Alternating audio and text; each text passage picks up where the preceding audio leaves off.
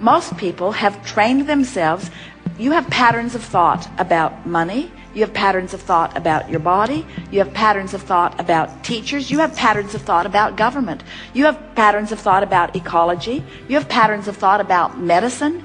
You have patterns of thought about animals. You have patterns of thought about cats. You have patterns of thoughts about dogs. Some of you like dogs and don't like cats. Some of you like cats and don't like dogs. You have patterns of thoughts about all kinds of things. A pattern of thought just meaning a thought that you thought. Maybe your mother thought it and she thought it and spoke it, and then you thought it and listened, and then it doesn't matter where the thought got started, but you've got an active vibration about a lot of different subjects. So let's say your active vibration about the subject of something that you want improvement in.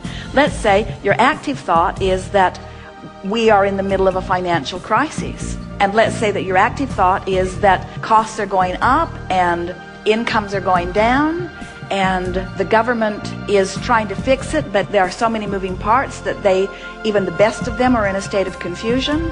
And so that's your active thought, that you've talked about it, you've thought about it, you've listened, you've reasoned it out. That's your active thought.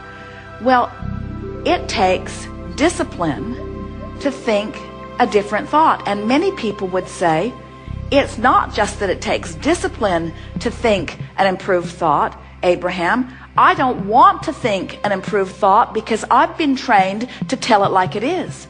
I've been trained to face reality, to tell the truth. So now this vibration, this reason that it's harder to think a different thought has many layers of reasons. My mother told me to always tell her exactly the truth. And I don't always do it, but I feel guilty every time I don't.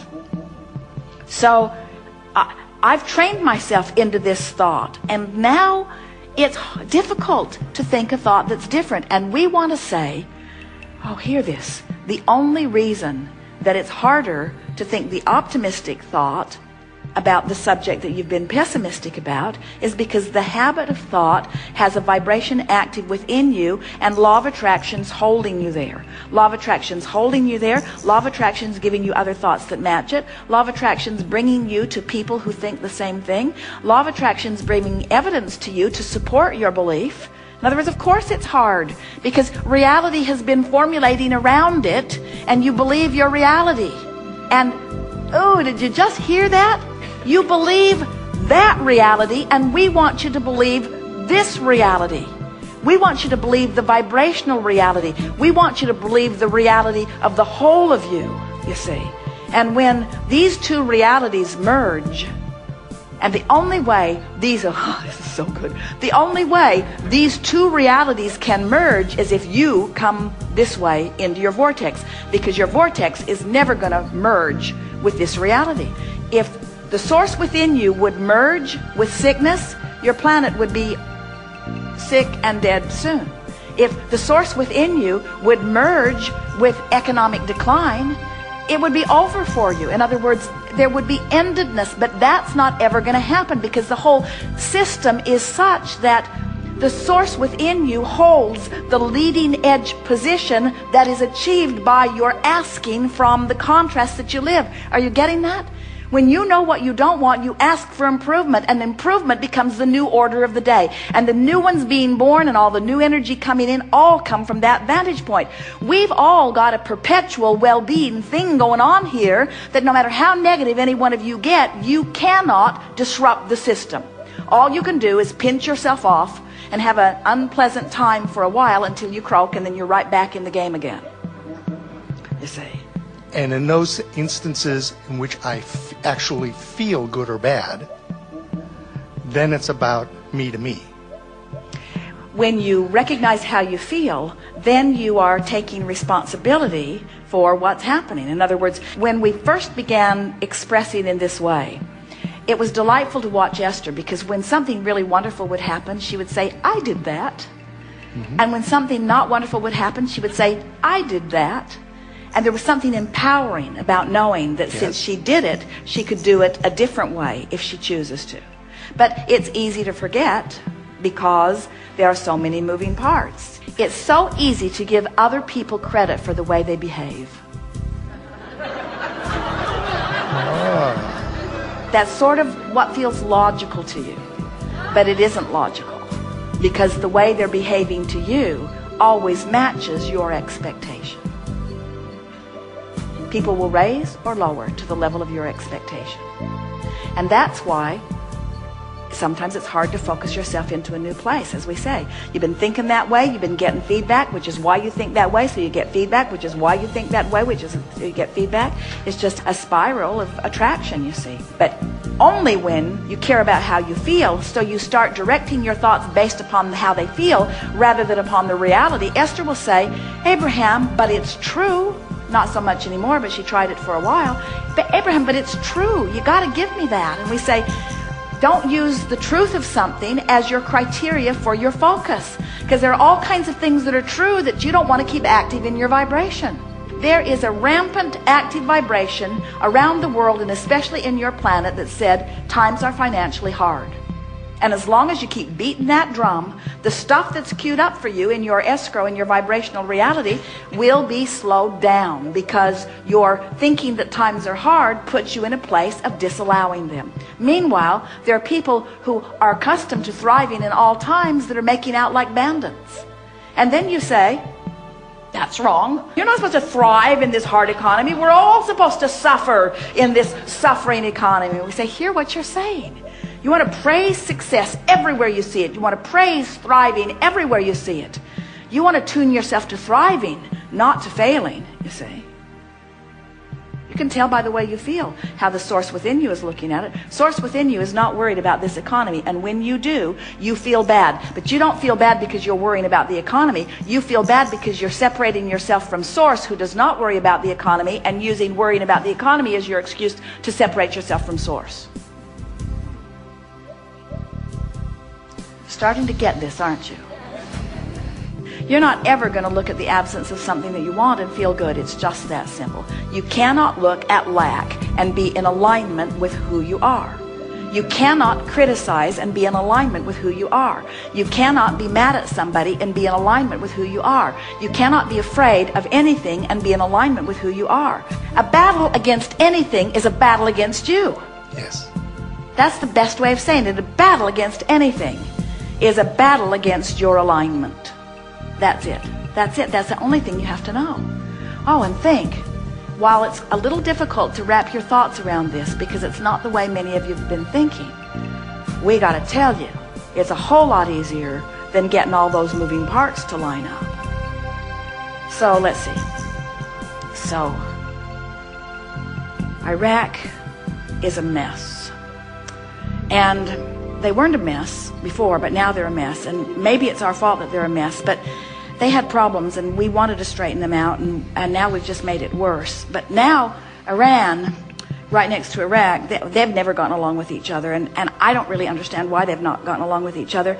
It goes really far back deep. They probably don't even really know what it is, but they're sort of pitted against one another, and now it looks like we're sort of going to be swept into that. And then Israel, I don't really understand what's going on over there. And then the Palestinians, I don't know whose land it really was to begin with, and I don't know why they want to live there when there's so many other places that they could live, and I don't know why this little piece of land is so important to them, and I don't know why we're also supportive of them and why we're not more supportive of that. I don't know how to get them talking to each other. It seems like if they could all just get along, but it doesn't look like they're going to get along, and we send emissaries over there and they don't seem to understand it. It's just too big, it goes too deep, and this is our 50th year of really trying to involve ourselves in it, and it is getting bigger and getting worse. And there have been many hundreds of thousands of people that have died in this conflict, and I don't really understand what any of them thought about it, and I don't know what to do about it. And I know that there are a lot of people that I love that are over there that are working on it and trying to do something about it, and I know they all have their perspective, but I don't know how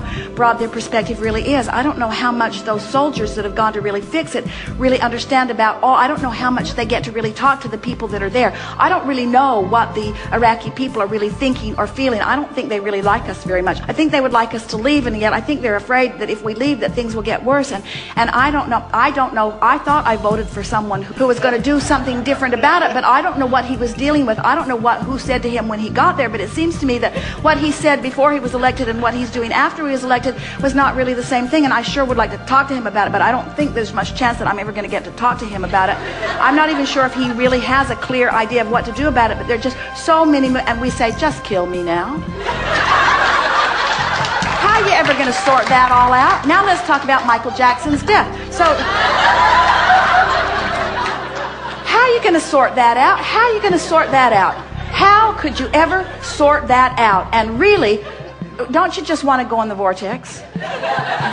Don't you want to just leave them all to whatever they're creating and just go into... Now, here's what happens when you go into your vortex. When you see people afraid of bombs dropping on them, you ask for a world that is more peaceful. When you see children suffering, you ask for a better life for them. When you see intolerant people speaking only of one right way to live, you ask for a more diverse and understanding world. You have created something so magnificent in your vibrational reality, and all of your attention to all of that stuff that holds you apart from what you've created keeps you from being the whole being that you are, you see.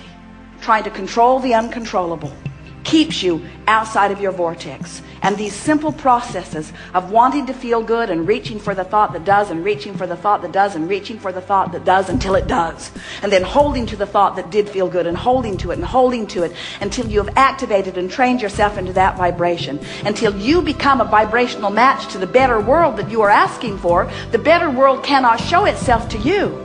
But in the moment you become a vibrational match to the better world that you're asking for, it'll show up here and here and here and here. You'll rendezvous with those on the same wavelength.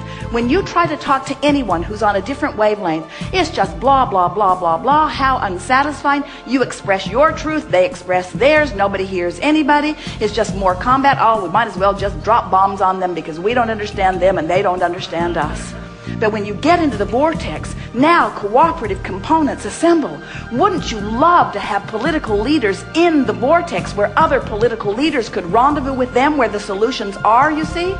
But you can't take your political leaders and drag them into the vortex. You can, when you see them not in the vortex, you can want them to be in the vortex. Then you can script them in the vortex. Then you can imagine them in the vortex. Then you can watch for evidence of them being in the vortex. In other words, you can inspire people into the vortex by seeing them there. But you got to be in the vortex to do that. You create a better world only from inside the vortex. You've created a better world for those who are not resisting it, and for future generations, with everything that you put into your vortex, into your cooperative vortex.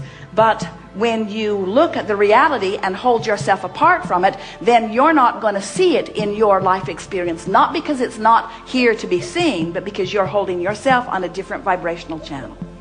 So when you run around waiting for somebody to do something, to make something better, somebody needs to get more money and give it to them, and somebody needs to take more money away from them and give it to them. There are too many moving parts. But when you get into the vortex, everything that you have put into your legacy, everything that is lined up for your inheritance, comes quickly and easily to you.